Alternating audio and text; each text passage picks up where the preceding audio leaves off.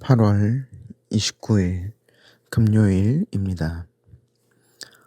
오늘 새벽 우리에게 주신 하나님의 말씀은 창세기 37장 21절에서 28절, 창세기 37장 21절에서 28절 말씀입니다.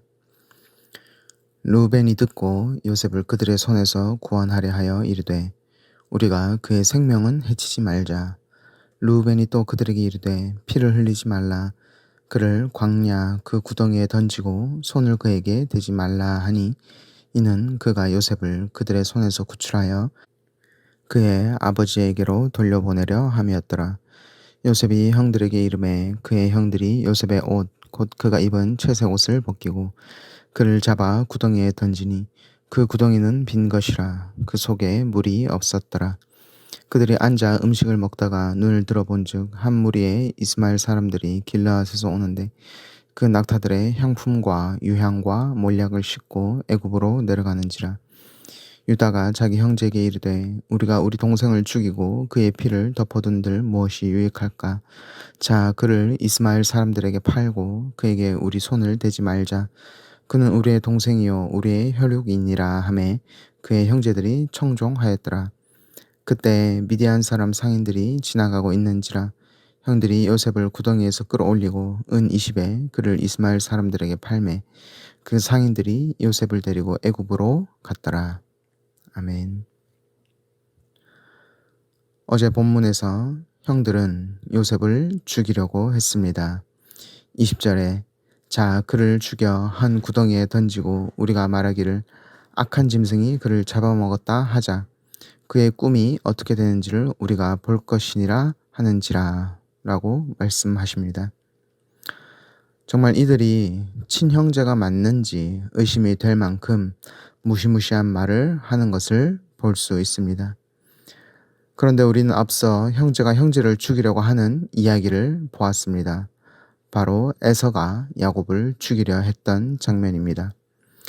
하나님께서 택하신 아브라함의 계보 안에서 형제가 서로 사랑하는 것이 아니라 형제가 오히려 죽이려 하는 끔찍한 일이 계속 되풀이되고 있는 것을 볼 수 있습니다.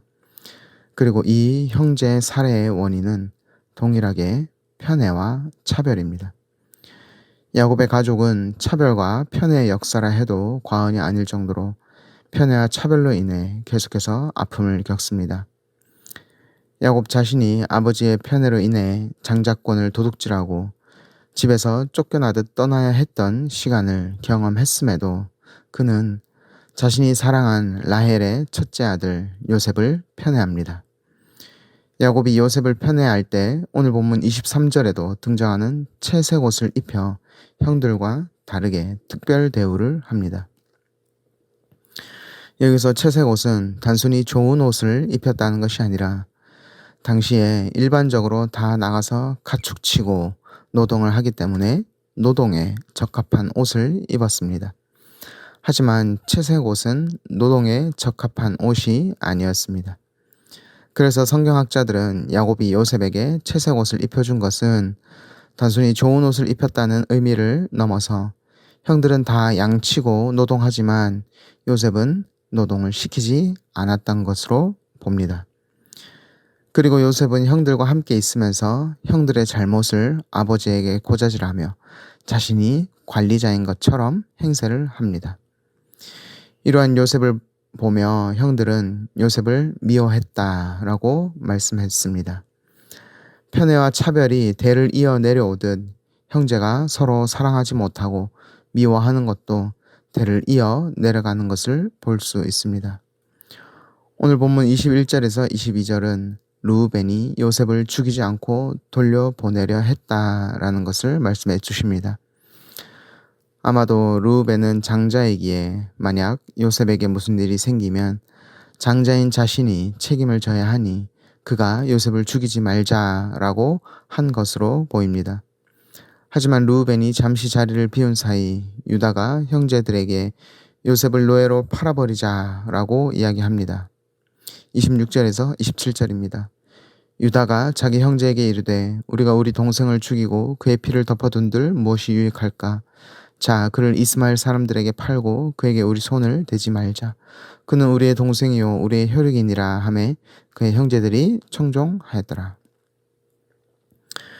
형제가 형제를 죽이려 하는 것도 너무나 끔찍한 일이지만 형제가 형제를 타국의 노예로 팔아버리는 것도 너무나 끔찍한 일입니다. 하나님께서는 아브라함을 부르셔서 하나님의 나라를 세우시는데 하나님 나라 백성의 모습이 서로를 미워하고 죽이려 하고 노예로 팔아버리는 끔찍한 모습인 것을 볼 수 있습니다.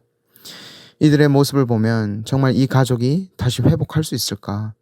정말 이들이 하나님 나라 백성의 모습으로 변화될 수 있을까? 회의가 들고 어떠한 희망도 발견할 수 없습니다.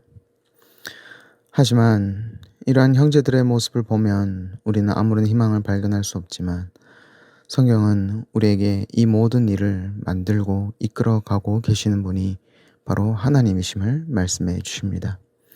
비록 형들은 요셉을 죽이려 하고 노예로 팔아버렸지만 하나님께서는 요셉을 타국 애굽에서도 인도하여 주셔서 이후 그를 애굽의 총리로 세우십니다.